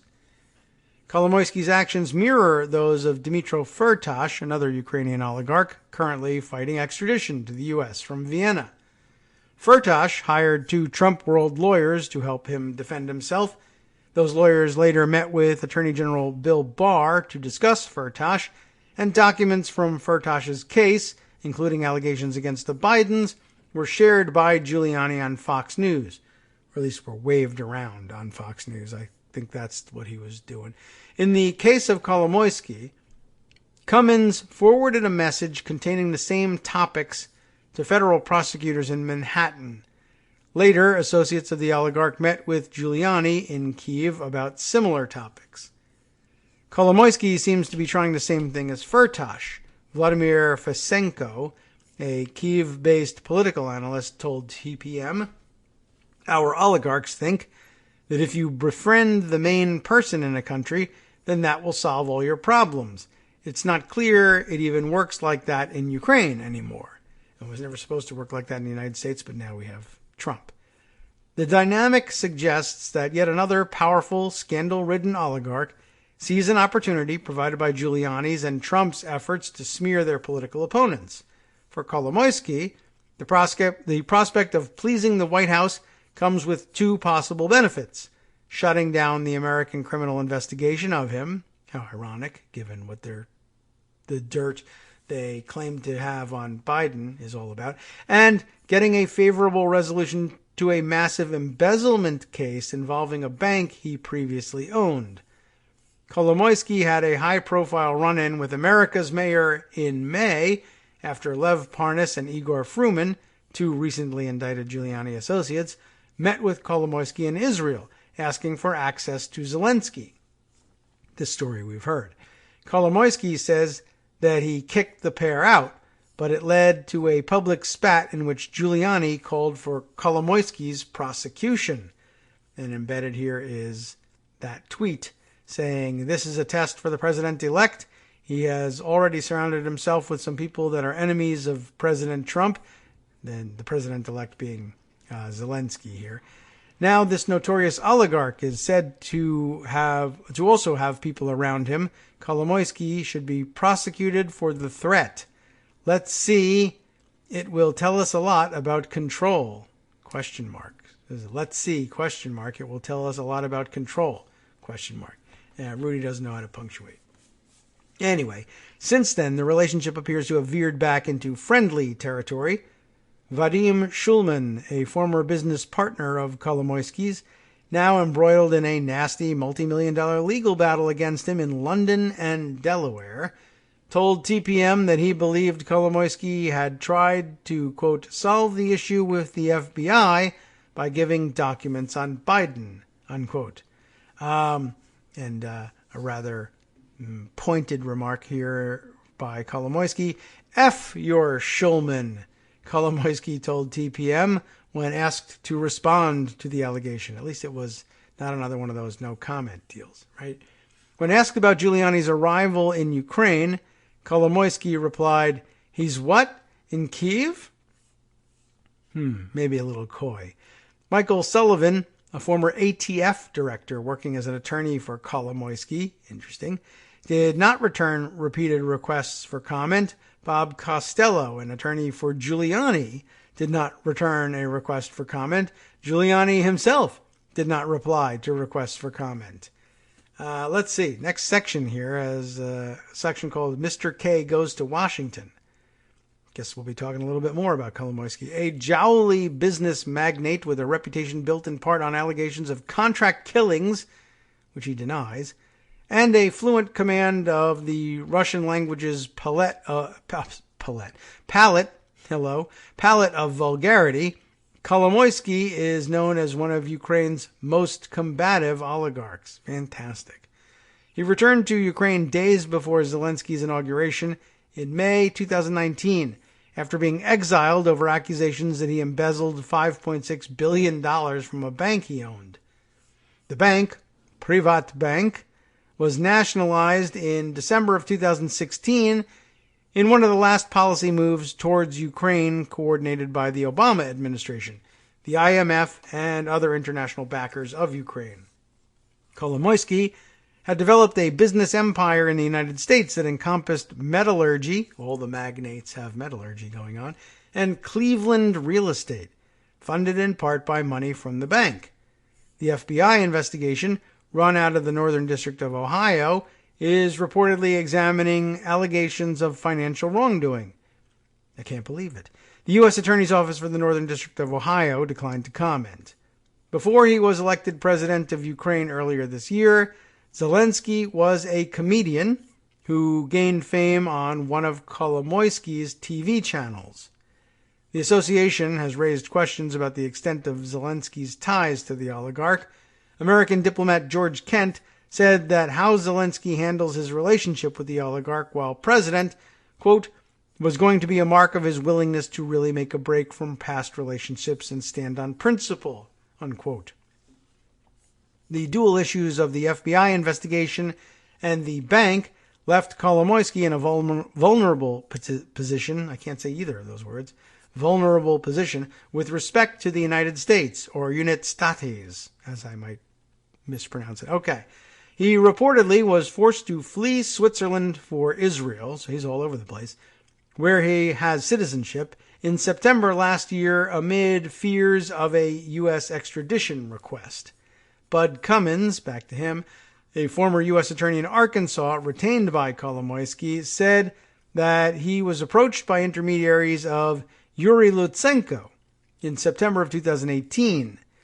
Lutsenko was Ukraine's prosecutor general at that time, and he has since been replaced by Zelensky, or, at Zelensky's behest, replaced with someone else, to be clearer, and would go on to become the source of many of the conspiracy theories peddled by Giuliani.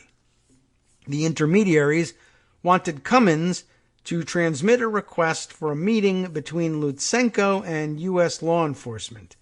Cummins approached the U.S. Attorney's Office for the Southern District of New York about the request. He told TPM last month that he spoke with Manhattan U.S. Attorney Jeffrey Berman briefly over the phone before sending an email that he said contained information about the two subjects that Lutsenko hoped to discuss. The first being Hunter Biden's work for Burisma, and the second being the supposed fabrication of Paul Manafort's notorious black ledger of his Ukraine business dealings. President Trump would later extort Ukraine to investigate the same topics. One aide to Lutsenko, speaking anonymously for fear of retaliation, told TPM that Kolomoisky had fed information to Lutsenko in late 2018. The oligarch has cultivated links with other Ukrainian law enforcement officials as well. A Ukrainian prosecutor named Konstantin Kulyk, K-U-L-Y-K, I don't know if that's Kulyk or Kulik, began to appear on his television channel in March. Now, next up here is an embedded tweet from, I don't know, looks to be one of the, I guess the younger Dubinsky guy, or not, wasn't him who had the father who was always in politics also, but Dubinsky, another name that we've mentioned, and I think he was earlier today. It gets confusing as between the days that we name all these Ukrainians. But this one's written entirely in either Ukrainian or Russian, and I can't read you the tweet, but it features a photo of this person, presumably Dubinsky, with none other than Rudy Giuliani. The piece continues here after the embedded tweet saying, Kolomoisky denies knowing Kulyk, but Kulyk performed useful work for him. Kulyk opened a criminal case into Vadim Shulman in July, the former business partner locked in litigation with Kolomoisky. Remember, we heard about Efur Shulman, right? Kulyk also reportedly developed a 7-page dossier, on Hunter Biden. He met with Giuliani in Kyiv on Wednesday as part of a right-wing media documentary that the former New York City mayor is filming about the allegations. We've talked about that yesterday and today. Giuliani also met last week with Alexander Dubinsky. There we are. Is that who we're looking at? Yeah, that must be Alexander Dubinsky. We know we talked about him today in the holdover portion of the article. Giuliani met with Alexander Dubinsky, a member of parliament and former journalist, on Kolomoisky's TV channel. Fesenko, the political analyst, said that the meeting with Dubinsky and another member of parliament named Andrei Derkach made it clear that Kolomoisky wants both Giuliani and Trump to like him. I'm not certain why, although I understand the Dubinsky connection that's being alleged. A member of parliament and former journalist, though he was pretty shady, right? A highly questionable guy. He was the most toxic guy. Isn't that the one we were talking about? Who's a member of Zelensky's party. Okay. And so I guess that connection to Kolomoisky might be manageable, but I don't know. Well, let's see. Do they say anything about why Andrei Derkach, it is thought, is meeting with Giuliani as a favor to or at the behest of Kolomoisky? I mean, I don't see what it is, but I mean, if you were a Ukrainian political analyst, maybe it would just be obvious to you. Anyway, the allegations that Dubinsky said he discussed with Giuliani align neatly with efforts by Kolomoisky to smear Ukrainian officials involved in the nationalization of his bank. They also align with Giuliani's ongoing dirt-digging effort. One unsubstantiated and apparently tailor-made allegation, for example, suggests that millions of dollars in money stolen from Ukraine was laundered into Democratic Party campaign coffers in a scheme protected by the same Ukrainian officials who oversaw the nationalization of Kolomoisky's bank. That is neat and tailor-made, don't you think? And probably the best indication we have that Ukrainian money was laundered into Republican Party campaign coffers, just kind of given their MO. Dubinsky's allegations appear to offer a preview of the next volley in Ukraine-sourced attacks that could be cast by the former New York City mayor. Dubinsky said Giuliani was very interested in the story he was offering about Franklin Templeton bonds and Ukraine. As if on cue, Giuliani tweeted on Tuesday that Representative Adam Schiff is a Franklin Templeton investor. Aha! You've got him dead to rights because there's so few Franklin Templeton investors. There should be, but in fact there are several more than we know. Okay, at any rate, Dubinsky said Giuliani was very interested in this. Giuliani tweets, working on an important project with OANN intended to bring before the American people information Schiff recently disclosed investor in Franklin Templeton. Oh my God, Star Chamber proceedings have covered up, that the Schiff Star Chamber proceedings have covered up. Stay tuned. How very interesting. Seriously, though, that is like the worst, most tenuous connection I've seen in any of these things. Anyway, let's conclude here. As one former U.S. diplomat who is deeply familiar with Ukraine pointed out, these specific allegations are less important than what Kolomoisky thinks he can accomplish with Giuliani and Trump. The reasoning behind this, which is very sensible, is that Kolomoisky has legal problems in the United States, the former diplomat said, and he sees Giuliani and Trump as allies, just as we know Victoria de Geneva, Victoria Tensing, really, is now Firtash's lawyer. Okay, well, that's a bit of an awkward way of wrapping things up, but it's going to have to stand. That's what they've given us here in this piece from TPM, and that's probably the last thing we're going to be able to fit in for the day. Though I can already see another story, foreshadowing of another story that we're going to have to cover. There's a Washington Post piece from Sunday, Inside Giuliani's Dual Roles, Power Broker for Hire and Shadow Foreign Policy Advisor. You can guess what that might be about, but the reason it comes to mind in particular right now as we close the books on our work for the day is that I had seen some tweets from Laura Rosen, who